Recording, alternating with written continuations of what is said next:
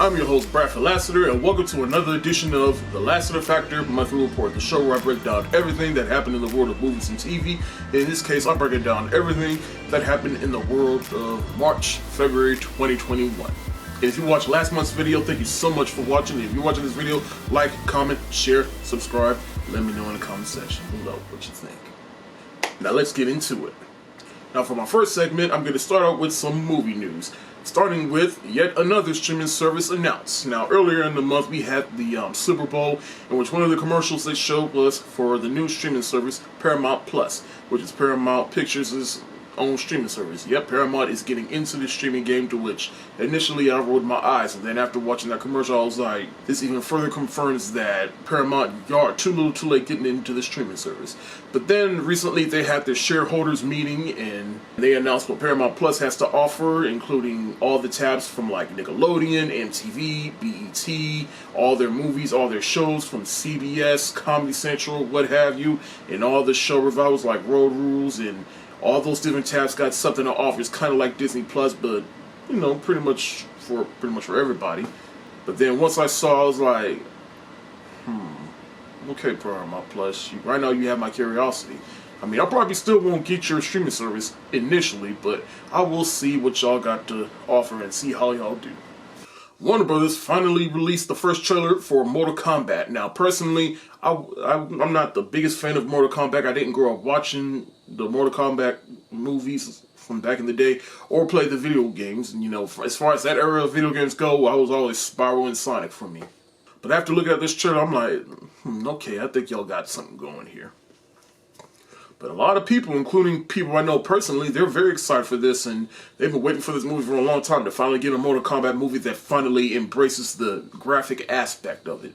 And I'm very happy for them, and I can't wait to see this movie. Just know I ain't going to the theater to see this. I am staying my ass at home to watch this on HBO Max. We finally got the official trailer for Spider-Man 3 from the Marvel Cinematic Universe, and it is now called Spider-Man No Way Home.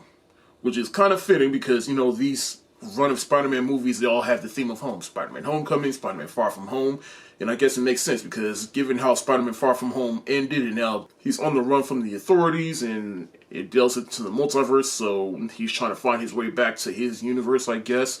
I guess that's how that title makes sense, but we'll see. But as I said before, the moment I see Tobey Maguire in the movie, I will weep.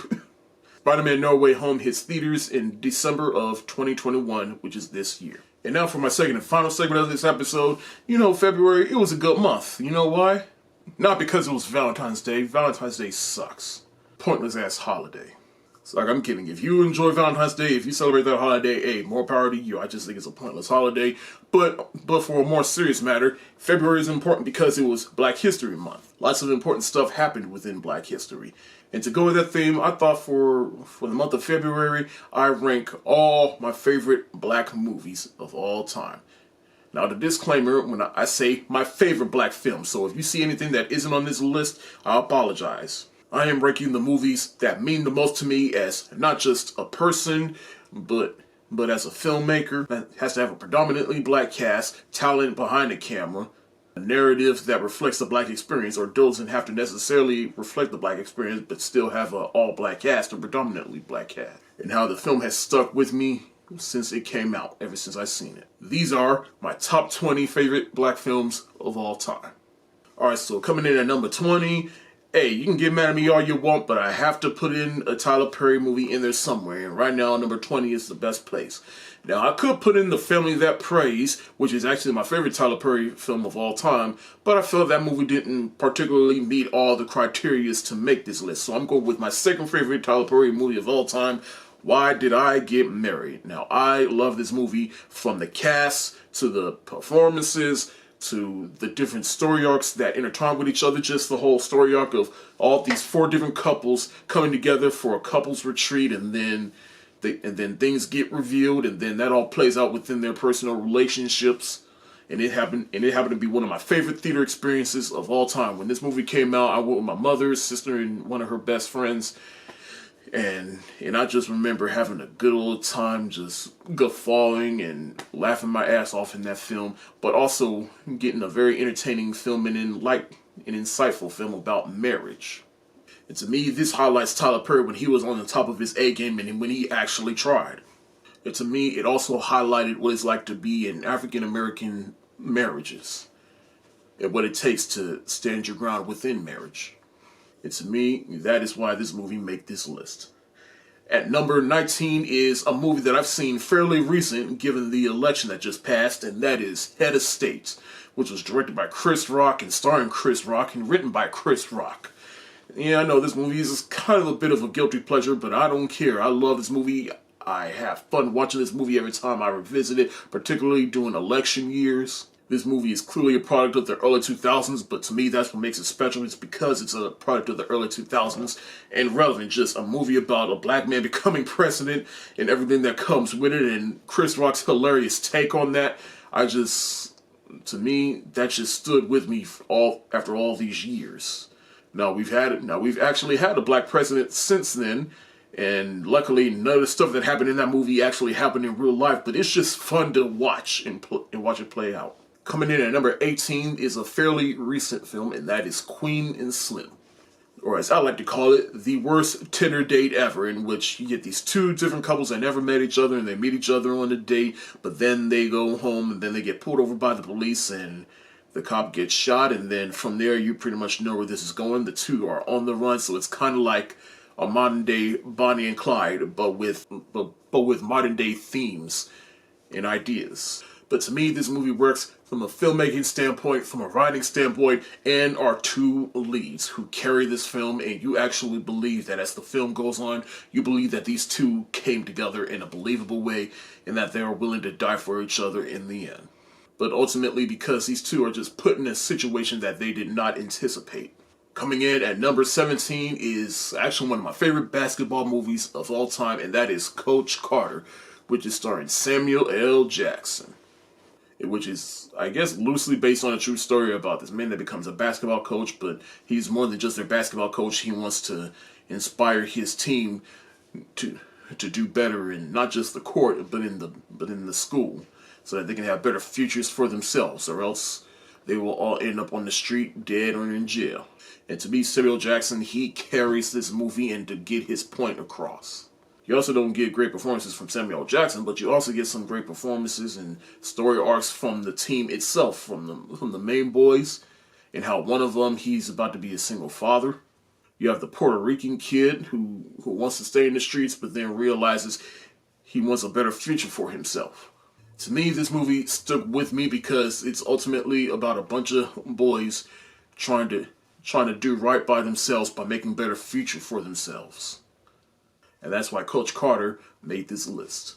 At number 16 is Ottawa, which I think is a severely underappreciated film, which is made by Outkast, and Outkast at the height of their career when they had just come up with their album, which is titled Ottawa, but then they had a companion piece with this movie. But I just love the style, the characters, the music, which is by Outkast. Every time I revisit this movie, I just love it and just marvel at what Outkast accomplished with this movie. And it is a crime this movie doesn't get talked about as much. I'm telling you, if you have not seen this movie, do yourself a favor and watch it, and you will fall in love with the energy this movie has to offer.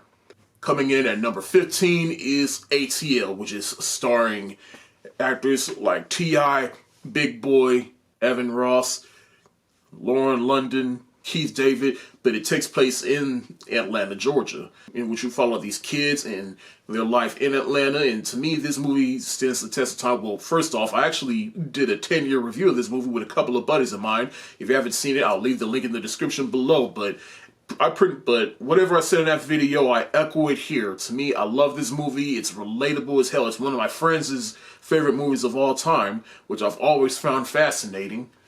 And rightfully so. This movie just gets better and better with time. And this movie especially came out at a time in my life when I was transitioning from like middle school to high school. And it just highlighted what it's like to live in areas like that, and then just to be with your friends and just being out and to do whatever with your friends. But while also not being consumed by all the bad that's within the area that you live in, and try to make better for yourself. Coming at number 14 is another fairly recent movie, and that is Blindspotting. I recently just watched this movie for the first time, and I loved it. And after going through to see what will make this list, I came across Blindspotting. I'm like, you know what? This needs to make this list, and sure enough it did, and rightfully so because of the themes that this movie presents. The two leads, great performances. The direction of this film is energetic. To me, this movie makes the list because of the chemistry between the two leads, Daveed Diggs and Damien Chazelle, and what it's like to be two interracial best friends in this world and everything that comes with it, while also dealing with the PTSD of a black man and how traumatic it is to watch somebody get killed by the hands of a cop. And it leads into a surprisingly great ending. And that's why Blindspotting made this list. Coming in at number 13 is Training Day. Yep, I gotta have a Denzel movie in here somewhere because he's one of my favorite actors of all time. This is the movie that won him an Oscar, in which he steps into the role of the villain, just taking somebody on a ride along and taking them through the streets and finding out that he himself is corrupt. This movie means a lot to me, mainly because of Denzel stepping into a role that we wouldn't normally see him in and actually winning an Oscar for it. But the movie itself is still great in itself, and that's why I made this list. At number 12 is The Color Purple, one of the most quoted films by black people ever. This movie is a classic in its own right because it's a period piece. It is directed by Steven Spielberg, to which this movie, to me, proves why Steven Spielberg is one of the best filmmakers of all time, and how he can direct any film within any genre, including a quote-unquote black film. But this movie not only works because of Steven Spielberg's direction, but it also works in the story itself. It is about a young black woman persevering. It is a woman persevering over her circumstances in the rural South. And with performances from Whoopi Goldberg, Danny Glover, Oprah Winfrey, Margaret Avery, this movie works on so many levels. And of course, you got the quotable lines like, "You told Harpo to beat me. All my life I had to fight. I loves Harpo, but I kill him dead before I let him beat me. You is ugly." I sat in that chair, I near about to rot to death. Miss Mary Mac, all dressed in black. Coming in at number 11 is City of God. I remember I watched this movie for the first time almost 10 years ago, and I'm not usually one for foreign films, and nothing against foreign films. It's just, to me, in fact, hot take, having to constantly read subtitles during the movie, to me, it just takes away from the visual experience of the movie. But hey, that's just me. But with City of God, I can definitely make an exception because I watched this movie for the first time a couple of years ago, and I absolutely love it. It's pretty much essentially a hood film, just set in Brazil, and we get to see all these different characters from different generations and different backgrounds, and how they live with their circumstances or rise above their circumstances. And to me, it makes for a very different type of film, and I love it. If you haven't seen this film, I highly recommend it. Coming in at number 10 is Love and Basketball, which stars Omar Epps and Sanaa Lathan. And what I love about this movie is just the narrative structure of this film, because the theme of the movie is basketball. So we see these two people's lives through 4 different phases, or in this movie's case, 4 quarters. The first quarter was them and how they met in childhood. The second quarter was them in high school. The third quarter was them in college. And then the fourth quarter was them in their adult lives and how they come back together and how they realize how they ultimately love each other through their love of basketball and how they make a life together. And to me, that is the reason why this movie stands the test of time. In fact, 10 years since this movie came out, and I'm mad that I missed my window to watch this movie for its 10-year anniversary, but hey, that's how I feel about this movie. I love it. It's a classic in its own right. Coming at number 9 is a movie that I think is severely underrated, and that is Antoinette Fisher, which is bringing back Denzel again. This was Denzel's first movie that he actually directed, and I remember watching this movie. I remember my dad rented this for Blockbuster, and he cried at the end of this movie. And rightfully so. It's a movie about a man just dealing with his past, and then he finds his family in the end. And he gets help through Denzel Washington, who is a psychiatrist. But just watching this movie, you will be like, damn, you have gone through a lot, my friend.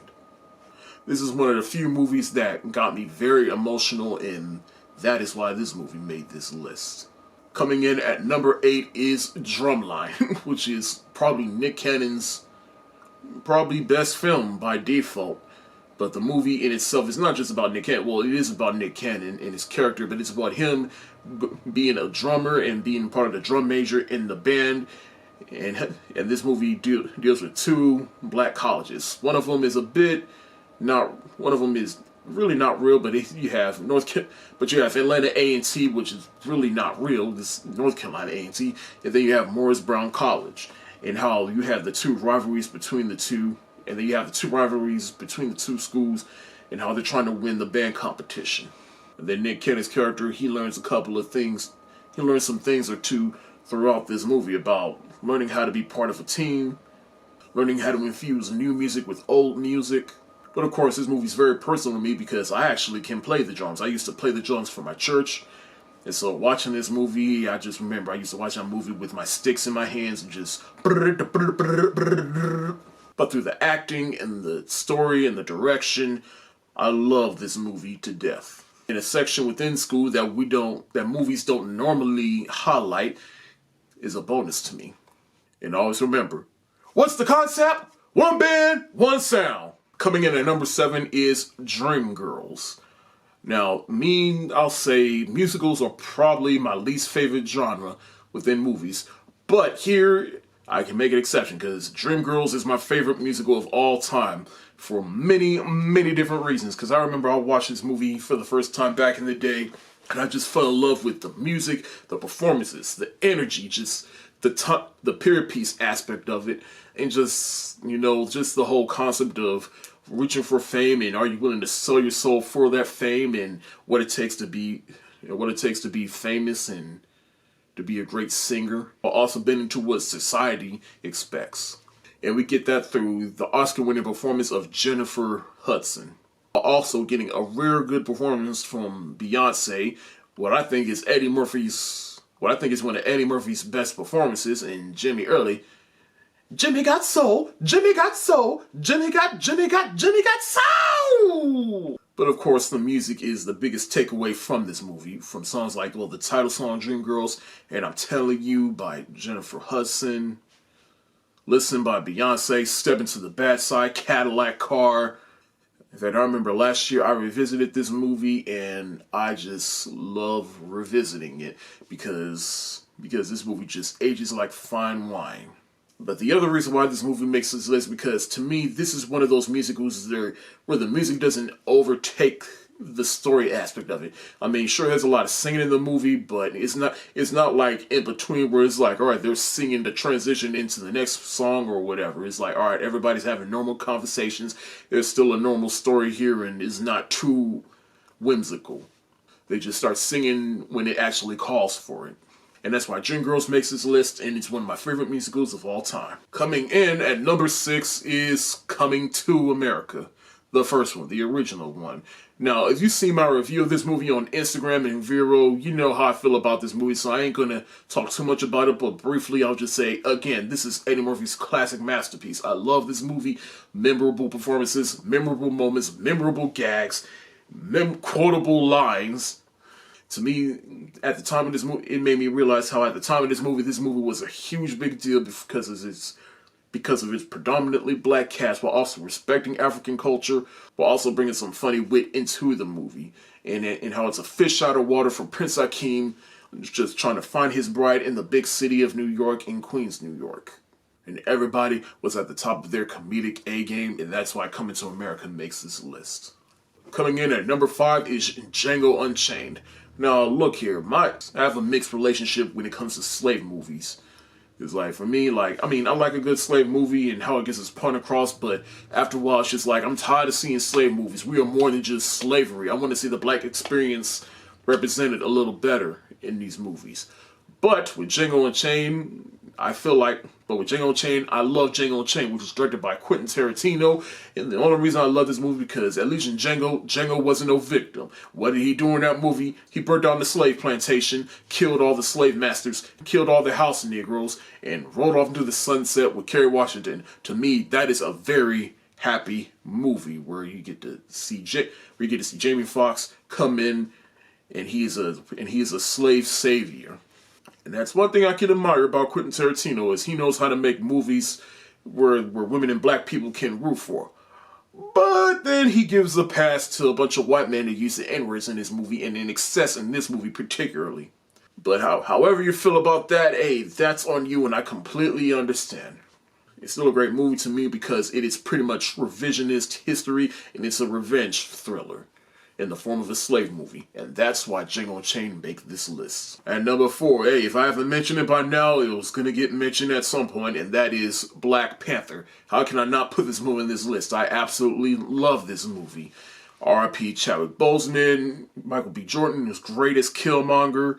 While yes, it's a Marvel film, but it's one of the best Marvel films because it's a story about a man taking up the mantle of king, but then he learns what it means to be king, and through his long-lost cousin, Eric Killmonger, he learns some things about his family and his past that he didn't know about, and it ultimately changes him in the end. In fact, this is one of the movies where the villain, he lost the battle, but he won the moral argument. He actually wins in the end and inspires the hero to actually change, while also giving you your typical Marvel fun, but with through African culture, respectable African culture, also inspiring. I mean, hey, I've talked about this movie in excess, but Black Panther, hey, there's no other way to say it. At number 3 is Get Out. Now, I'm not the hugest fan of horror, but Jordan Peele just come in and turn the genre on its head by giving us a story that is pretty much a horror version of the Sidney Poitier movie, Guess Who's Coming to Dinner. But we've all seen this movie at this point. We all know what it's about. It's part of pop. It hit the pop culture zeitgeist at the right time. And Jordan Peele's style and direction work for this movie on so many levels. We've all used the sucking place to describe different people. Get Out was my favorite film of 2017. But to me, this movie makes this list because it's pretty much a deconstruction on the horror genre, but through a more social aspect. And now coming in at number 2, if I haven't mentioned him by now, Spike Lee. He was going to make this list at some point, and sure enough, he made my top 2. And the film I've chosen is Do the Right Thing. I mean, who doesn't love this movie, and who hasn't seen this movie? This movie has been talked about in excess. It's been talked about in film classes. It has hit film registries. It has been preserved. Spike Lee's style, direction, and narrative for what he accomplished for this movie was a huge deal. I think this is probably the first Spike Lee film I ever watched, and I fell in love with it ever since. And it's memorable quotes, it's memorable moments. From Radio Raheem walking around with the big radio, blasting Fight the Power by Public Enemy, to Sal's Pizza, to Mookie, to, hey man, you stepped on my J's, to Rosa Perez dancing to Fight the Power in the beginning doing the opening credits, to the big ending with the riot. And finally, my number 1 is Boys in the Hood. Now, the reason Boys in the Hood is my number 1 because, again, it's my favorite movie of all time. One of my 4 favorite movies of all time, Star Wars, The Lion King, made me movie fans and made me love movies. That original Spider-Man with Tobey Maguire, that inspired me to get into filmmaking. But with Boys in the Hood is my favorite movie of all time simply because it's the first time I saw the movie and went, oh, movies can be more than just entertainment. It can also be a means to tell a story and shed light on the actual situation. And in this case, shed light on how African Americans in America are living in dangerous areas, and how living in dangerous areas can ultimately affect black people, ultimately for better or for worse. And in this movie, and with John Singleton, rest in peace, with his style and direction, he brought this movie to life and given us a movie with memorable characters, memorable performances, and just a film that still stands the test of time. I remember I revisited this movie for when John Singleton died, and just was surprised at how this movie just ages so well like fine wine. It is relevant today.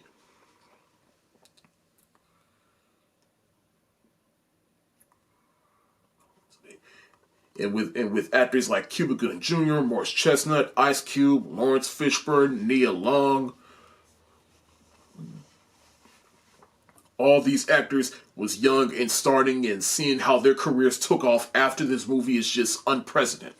But this movie it not only make my list, but it's number one because it is the movie that inspired me as both a person and a filmmaker. And just seeing a black man, because you gotta think, I always, even when I was yay high, I always know I always loved movies and I wanted to do something with movie, but it wasn't until I saw this movie and I saw, oh, a black man directed this movie? You mean I can do this? I can do this kind of stuff too? And just, to me, that was just very inspirational to me. And that's why Boys in the Hood is my number one favorite black film of all time. But that's it for this episode of the Lassiter Factor Monthly Report. Thank you so much for watching. And if you like this list, tell me what you think. And tell me what your top 10 or 20 is in the comment section below. Tell me what you think and tell me what you think of my list. Again, my list isn't the correct list. We all gonna have different opinions and different lists. Just promise me that you will be respectful of it. So again, just let me know in the comment section below. I'm your host, Bradford Lassiter. Thank you so much for watching. Wash your hands. Stay safe. Peace.